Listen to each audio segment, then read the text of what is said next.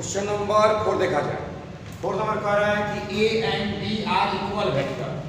Vector A और vector जो B है वह आपका इक्वल वेक्टर है। क्वेश्चन नंबर 4 कह रहा है कि वेक्टर ए और वेक्टर बी क्या है, इक्वल है। तो एक्स और वाई क्या मान निकाला है, तो 2i plus 3j equal to X I cap plus Y J cap है। इस तरह से मेरा वेक्टर दिया गया है। तो इक्वल होगा तो x का कोफिशिएंट x इक्वल y का कोफिशिएंट y के इक्वल, यानी कि x का वैल्यू क्या होगा तो 2 होगा, y का वैल्यू क्या होगा तो y का वैल्यू इक्वल वेक्टर में इक्वल होता है कोफिशिएंट। तो उस कंडीशन में x का जो वैल्यू है वैसे वैल्यू y का होगा। क्वेश्चन नंबर 5 कर रहा है गिवन दिया हुआ है। क्या दिया हुआ है 5 नंबर क्वेश्चन में गिवन डेट में कि find the scalar and vector components निकालने हैं। पॉइंट मेरे पास है तो हमने सिखाया था अगर पॉइंट दिया हो तो वेक्टर में कैसे कन्वर्ट करेंगे। 2 और 1 मेरे पास पॉइंट है और एक पॉइंट -7 और -5 और कितना मेरे पास 7 है। ये मेरे पास पॉइंट है, इसको कंपोनेंट किसका निकालना है, या ए है और या बी है। तो सबसे पहले हम क्या निकालेंगे, वेक्टर ए बी निकालेंगे। वेक्टर ए बी क्या कहेगा कि यह x1 है, y1 है या x2 है और क्या है। तो वेक्टर ए बी कहता है कि x2 minus x1 into I cap plus y2 minus y1 into J cap. तो x2 का मान -5 है तो -5, x1 का मान 2 है तो 2 into I cap plus y2 का मान 7 है तो 7 माइनस 1 इंटू जे कैप। लिख सकते हैं हम ए बी से ऐसे, vector A B equal to -5 -2 हो जाएगा -7 इंटू आई कैप और 7 में से 1 जाएगा तो हो जाएगा प्लस 6 इंटू जे कैप। यह हो गया वेक्टर ए बी। अब वेक्टर ए बी का कंपोनेंट निकालना है, वेक्टर कंपोनेंट। तो वेक्टर कंपोनेंट जो होगा वह x का कोफिशिएंट और y का कोफिशिएंट वेक्टर फॉर्म में 7i कैप और 6j कैप, ये वेक्टर कंपोनेंट होगा। ये स्केलर कंपोनेंट निकालना हो, स्केलर कंपोनेंट तो बस only for coefficient no direction, तो -7 और कितना 6। यह हुआ वेक्टर कंपोनेंट i और j के साथ, और स्केलर कंपोनेंट बिना i बिना j के साथ। Question number 6 find the sum of vector A B और सी दिया हुआ है। तो वेक्टर ए इक्वल टू मेरे पास क्या है, तो वेक्टर ए इक्वल टू है i minus 2j plus k। Vector A है। वेक्टर बी क्या है, वेक्टर बी का वैल्यू है -2i plus 4j plus 5k। अब वेक्टर सी क्या, बी सी क्या है, तो vector C equal to i minus 6j minus 7k। ये वेक्टर क्या है आपका C. Vector A plus vector B या प्लस वेक्टर सी, सबका सम निकालना। क्या निकालना है, सम निकालिए। Vector A plus vector B plus vector C. देखो तो i प्लस i कितना हो जाएगा 2i, और 2i में से 2i कैंसिल करेंगे कितना बचेगा 0i। यह हो गया कितना -2 -6 माइनस 1 -1 में से अगर हम कितना कैसे करते हैं 4 तो कितना बचेगा -4j, या k प्लस 5 6 हो जाएगा ना, और 6 में से घटे कितना बचेगा -1k ना। ये हो गया a plus b plus c का वैल्यू ये फाइंड आउट कर रहा है कि 6 में a plus b plus c sum find out कीजिए। क्वेश्चन नंबर 7 है। सारा क्वेश्चन हो गया, बस खाली कॉन्सेप्ट आप सीख लो, बढ़िया से थ्योरम सीख लो, किसी भी क्वेश्चन की इजीली बना सकते हो। क्वेश्चन नंबर 6 था तुम्हारा।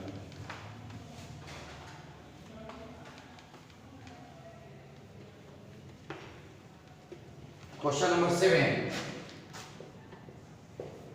7 नंबर में है फाइंड द यूनिक वेक्टर। कैसे वेक्टर निकालना है, वेक्टर ए आपके पास है, क्या कह रहा है, vector A equal to I cap plus J cap plus 2। Unique vector find कीजिए। क्या फाइंड कीजिए, यूनिक वेक्टर। स्कैन कर सकते हैं ए का यूनिक मतलब ए कैप ना, तो A cap equal to vector A, अब वेक्टर ए का मैग्नीट्यूड से डिवाइड कर देंगे ना, किसी का भी यूनिट निकालना उसके मैग्नीट्यूड से क्या कर दिया जाए, डिवाइड कर दिया जाए। तो वेक्टर ए का मैग्नीट्यूड निकाल लिया जाए। तो वेक्टर ए का मैग्नीट्यूड क्या होगा, 1 1 2 है ना, 1 का होल स्क्वायर 1 का होल स्क्वायर 2 का होल स्क्वायर अंडर रूट है 1 + 1 + 4 4 + 1 5 - 1 कितना हो जाएगा, अंडर रूट है 6। दैट इज मैग्नीट्यूड ऑफ ए। ये वेक्टर ए का मैग्नीट्यूड हो गया। इसलिए वेक्टर ए का कैप बराबर vector A I cap plus J cap plus 2k cap by magnitude कितना है पास, अंडर रूट है 6 है। इसलिए वेक्टर ए का unit vector equal to I by root 6 J by root 6 plus 2k by root 6। That is unit vector of A. किसी vector का अगर magnitude निकालना हो, उसके किसी वेक्टर को यूनिट वेक्टर में कन्वर्ट करना हो, उसके मैग्नीट्यूड से क्या कर दिया जाए, डिवाइड कर दिया जाए। नोट कीजिए।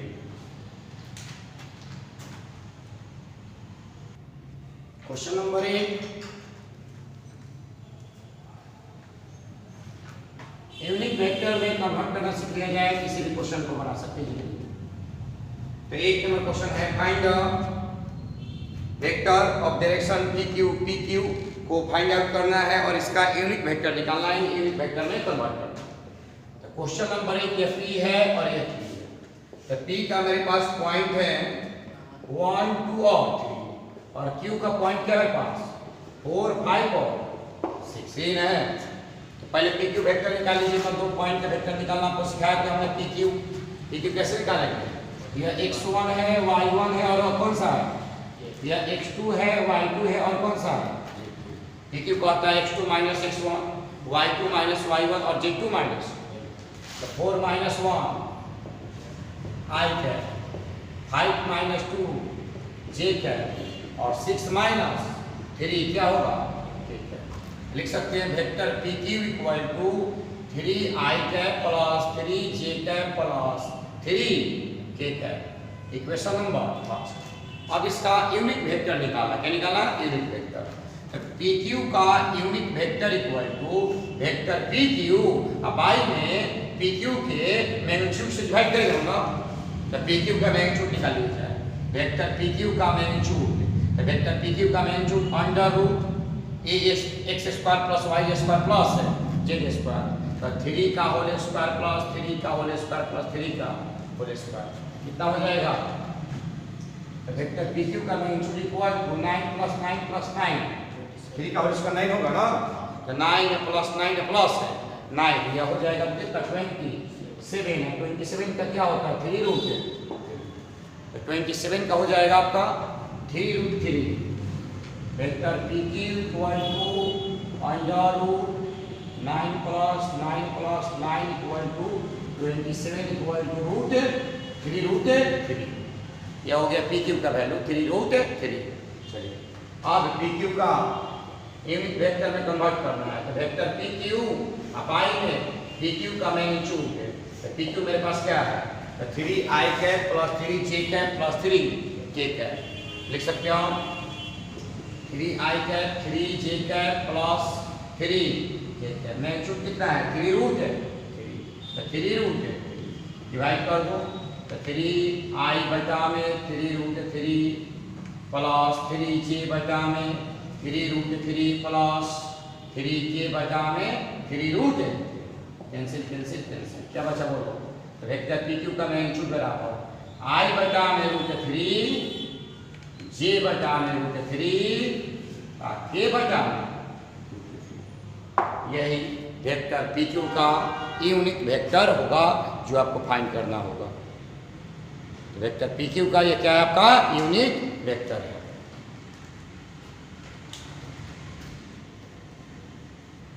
नहीं समझिएगा, कह रहा है कि for vectors A and B find the unit vector direction of vector A plus B।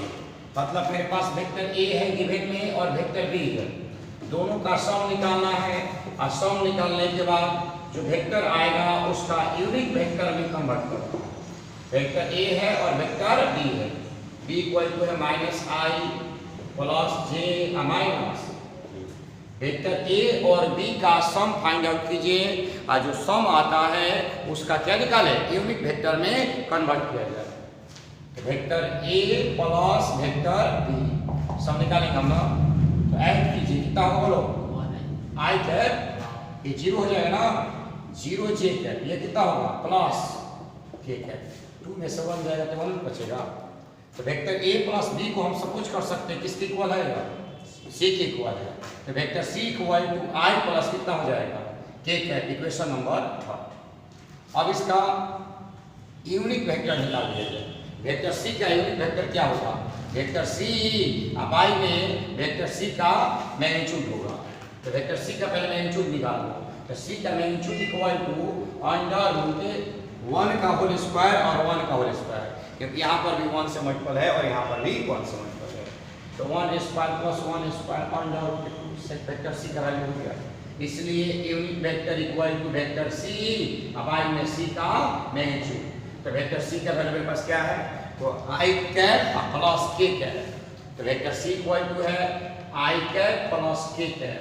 अब आई में वेक्टर सी का मैग्नीट्यूड मेरे पास क्या है, रूट 2 है, हो जाएगा आई कैप बटा में रूट 2 प्लस के कैप बटा में रूट 2। यह हो गया वेक्टर सी का यूनिट वेक्टर जो कि ए प्लस बी का सम है। ठीक है, क्वेश्चन नंबर 10 का है आपका कि एक ऐसा वेक्टर फाइंड आउट कीजिए जिसका मैग्नीट्यूड कितना हो, 1 हो और इसी डायरेक्शन में हो जो वेक्टर गिवन है। ठीक है, वेक्टर ए इक्वल टू मेरे पास है 5 I cap minus J cap plus 2 के वेक्टर है। तो अगर इसको एक यूनिट वाला वेक्टर में कन्वर्ट करना हो तो सबसे पहले इसको हम यूनिट वेक्टर बनाएंगे ना, यूनिट वेक्टर जाएंगे। अब जितना से मर्जी उतना से मल्टीप्लाई कर सकते हैं, उतना यूनिट वेक्टर वाला में क्या हो जाएगा, कन्वर्ट हो जाएगा ना। पहले यूनिट वेक्टर बनाओ। तो ए का मैग्नीट्यूड निकालो। ए का मैग्नीट्यूड क्या होगा, 5 का होल स्क्वायर 25 माइनस 1 का होल स्क्वायर 1 और 2 का होल स्क्वायर अंडर रूट 30 हो जाएगा ना। ये वेक्टर ए का मैग्नीट्यूड होगा। अब इस ए का यूनिट वेक्टर में कन्वर्ट करो। तो ए का unit vector vector A by vector A का मैग्नीट्यूड। तो वेक्टर ए क्या है, 5 I cap minus C cap plus 2 K cap. अब आई में ए का मैग्नीट्यूड क्या होगा, अंडर रूट 30 ना। तो vector A cap equal to आ गया 5 I cap minus J cap plus 2 K cap by under root 30, equation number. अब इस वेक्टर में बोथ साइड एक से मल्टीपल कर सकते हैं ना, एक यूनिट का बनाना है तो ना,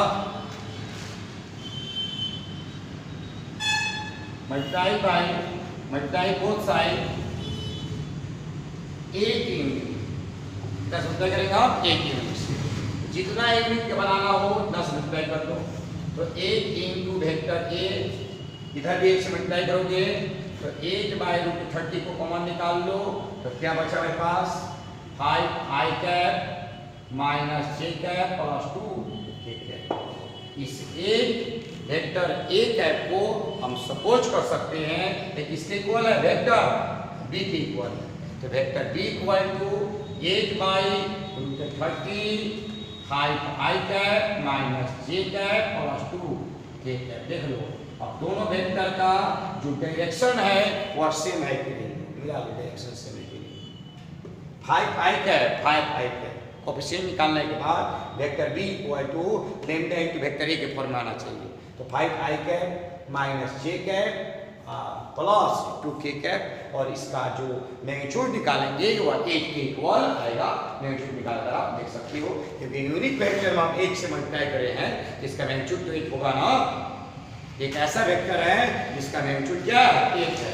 तो किसी भी मैग्नीट्यूड में आपको कन्वर्ट करने के लिए कहेगा तो सबसे पहला वर्क है उसको आप यूनिट वेक्टर में कन्वर्ट करो। जितना मैग्नीट्यूड वाला कहे बनाने के लिए उतना में आप मल्टीप्लाई कर दो।